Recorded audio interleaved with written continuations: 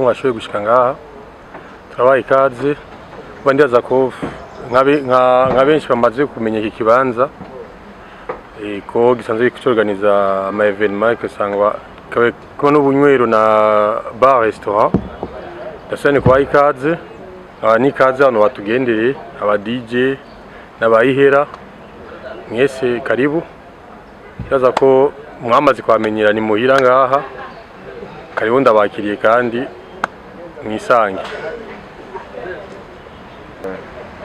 ndabashimiye kwa mwashyize ngaha mwese muri press conference nkuko yabivuze kabos ni two twategura evenement ya explosive night tugeze kuri edition ya 4 ni evenement iri exclusive ku ba DJ gusa mugabo tugafashanya n'abandi ba local artist.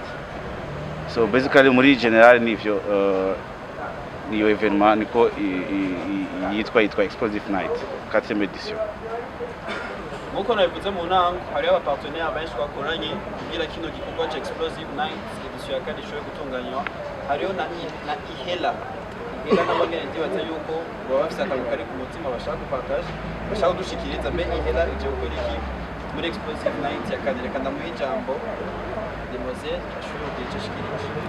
Ego murakoze nkuko bivuze twebwe ni ihera credit union twe dusanzwe turi microfinance iri digital qui veut dire yuko ushobora gukora ama transaction canke ama operation yawe utarinze gushika kuri siège. Donc twebwe muri no evenement tuzatuje gukora akazi ko kurisha amatike bizoba ibintu digitalisé, donc umuntu aje kugura itike tuzomusohorera itike hama nkuko yavuze twagize partenariat qui veut dire yuko kurihisha amatike umuntu azoba aje kugura itike abanje kuguza compte hazaho réduction ya 2000 francs. Ego nico buno mwanya mbona nabashikiriza. Yes. Reka do mwanya mwiza bamenyesha makuru yesi genda bashimire kuba mwashitse muri kino kibanza. Hama ikibazo cyawe cya mbere wabajije uti ngo Runtown explosive night wabonye aba DJ ba Runtown gusa n'abandi ba DJ.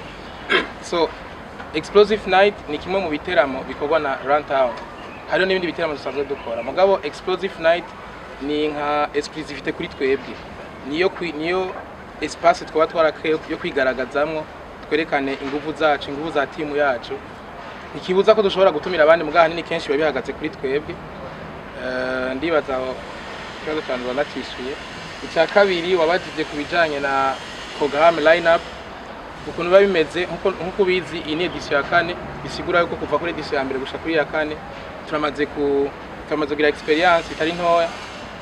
Donc show yacu turazi ukuntu biba bipanze abatumire bacu niyo batangura igiteramo niyo batangura yaba music live hama hakaza aba artiste bajya mwabonye mu nyuma hakaza twebwe natwe tukaza kwinjira mu nyuma. So kenshi nuko biba bipanze kandi nkuko mubizi buri gihe twege explosive night umwanya wabukwiriye umwanya twamatujera neza.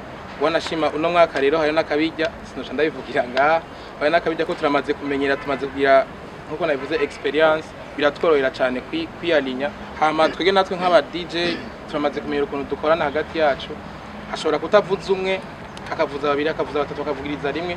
Zose biri mu bintu tuba twateguriye biri mu buhinga tuba dushaka kwerekana ko byose bishoboka. Yes murakoze. Nakubwiye ni edition ya 4 bisigura yuko abantu baramaze kukimenya kandi na public yacu turabona ko turi kumwe nabo twe ntabwo wadufise kandi hajya yo muri business umwe wese arakora ivyiwe ukabitegura neza hama Imana ikahezagira. Yego. Bose bagiye abatayizi abazugari bashasha explosive night niki. Okay. So yamunda baramutse neza. Explosive night ijoro ry'umunezero twaraciye mu stress twaraciye mu gihugu mugabo uwo munsi aba ari umunsi w'umunezero umunsi wo kwexplosa ni wowe wose ukavamo ukabura umunezero nico kivugo cya explosive night.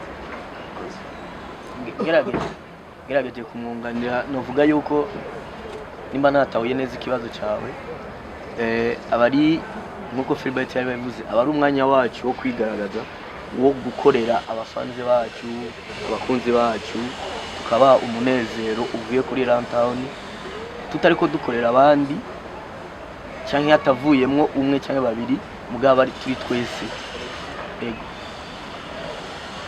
konti bisaba gushaka kwawe ugashutuha akarangamuntu yawe tukakuguriza konti ego kuguriza konti twebwe c'est gratuit juste urazana akarangamuntu yawe donc bikuranga hama ni juste nka 5 minutes yo kuguriza konti hama uzogura itike ntisigura yuko azoba juste ari umunwanyi wa ihela c'est que juste umuntu azoba aguze itike agaca yuguruza konti hazoba hariho réduction iyo réduction rero izoba ku bantu gusa bazaba bahejeje kuguriza amakonti c'est 2000 francs critique bisigura yuko udashaka kuguruza konti uragura juste itike kuri 10000 francs hama ku kintu cyo kugura amatike imbere yuko evenement iba ni ikintu kiri digitalize sivyo kandi ubunye ubuhinga bwarateye imbere ndashobora gusohora itike ugaca uyitwara hariya bakayipirata canke bakayigira ibindi bintu donc twasanze yuko amatike tuzoyagurisha juste guhera 16h bazako baradanaza amatike mu gihe tubona yuko igiteramo kizotangura 18h donc udashaka kuza kugundana uzocuza iyo 16h ugura itike